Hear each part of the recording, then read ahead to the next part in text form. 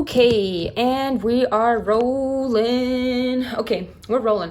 Hi everyone, welcome back to my channel. I hope that you are having an awesome day. I thought I would make a quick little video about basically where to start if you want to learn a bit about personal finance. It can be very overwhelming when you're first intending to learn about personal finance.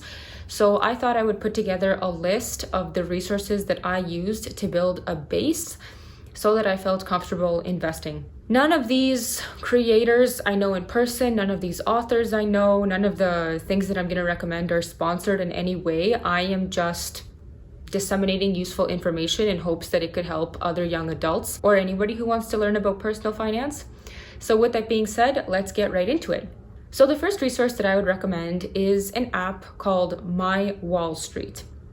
This app explains the absolute basics of investing, how to get started. It gives you a foundation of all the vocabulary that you would need to move on in your personal finance journey. It will explain topics like what stocks are, what the stock market is, what dividends are, what a brokerage is, what a balance sheet is.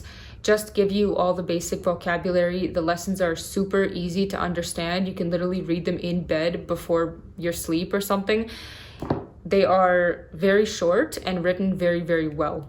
All of these steps, by the way, I would recommend to do simultaneously or in order. It's totally up to you. But the next thing that I'm going to recommend is to start reading finance books. Thankfully, there are finance books for all different levels, and the very first one that many people recommend in the personal finance space is Rich Dad, Poor Dad by Robert Kiyosaki, which teaches the difference between assets and liabilities, as well as kind of how cash flow works.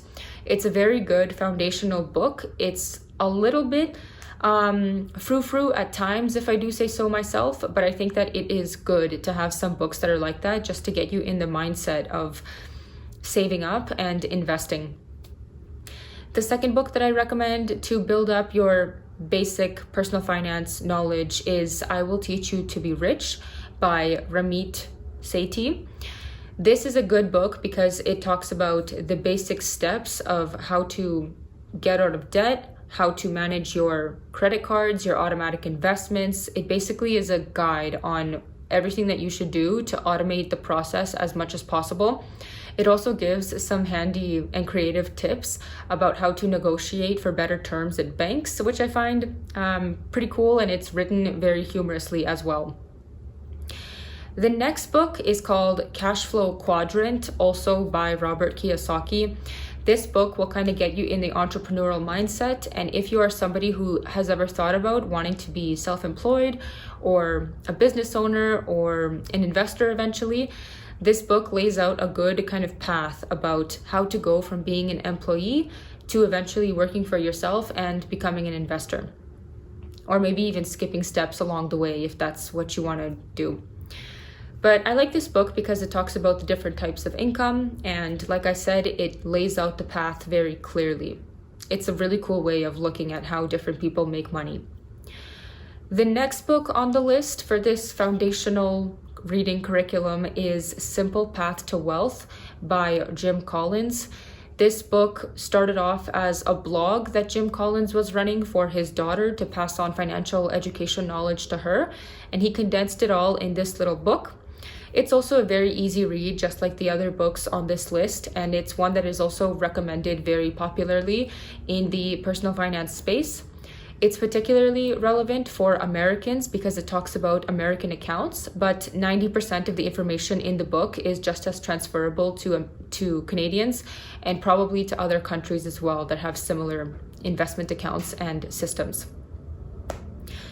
The third step in the personal finance journey, which again can be done concurrently with all of the other steps, is to start learning technical concepts.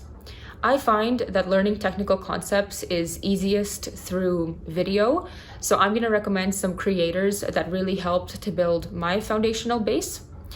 But the two big things that I think are worth first learning about would be the tax system in your country, as well as the different types of investment accounts that are available in your country. So the YouTube channels that I recommend would be first and foremost Rose Han. I really like her. She has awesome videos, especially her earlier videos focus a bit more on the technical concepts and she breaks them down very, very simply. She's also just, oh, got an email. She's also just very inspiring. I appreciate that she is a business owner, and the way that she built up her YouTube channel and her business is really cool. It's been cool to see it over the years. The next channel is Dave Ramsey. I think, the Dave Ramsey Show, and all of his kind of related channels, which are run by other co-hosts. I like Dave Ramsey's channels because he also breaks things down in a very black and white kind of matter.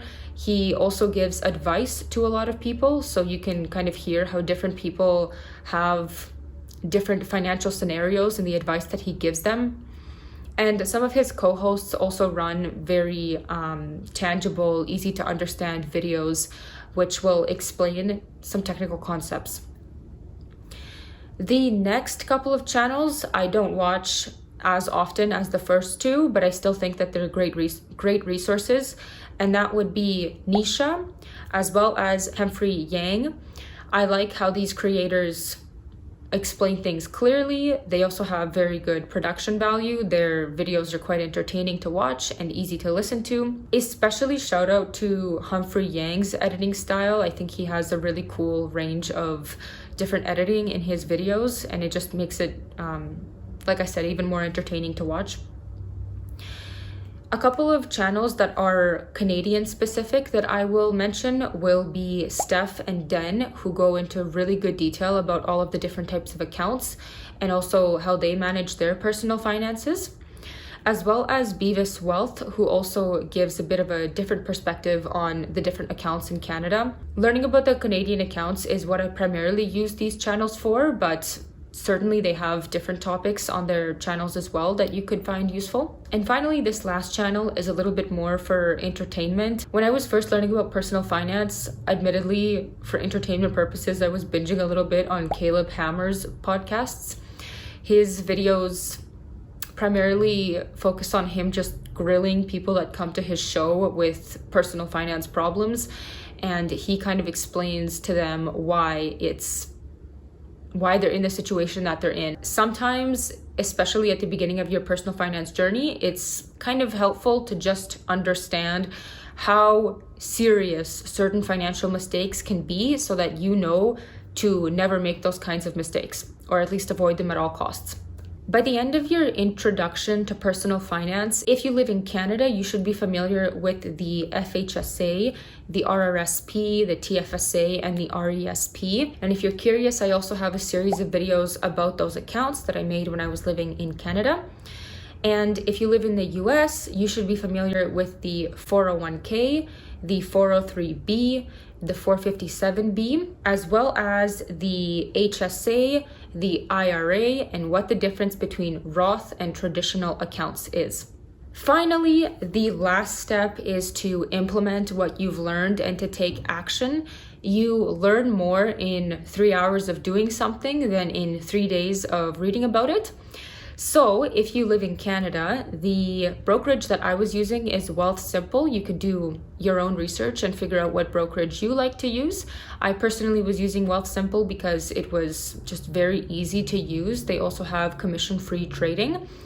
So it's considered quite a good choice in Canada.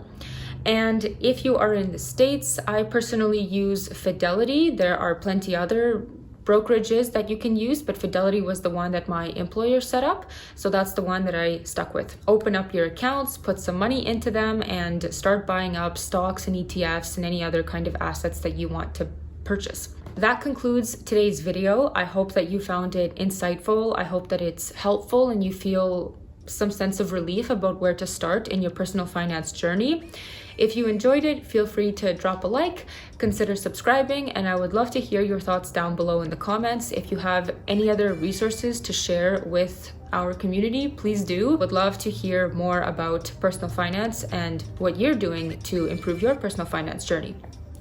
Have a great rest of your day, and I will see you in my next video.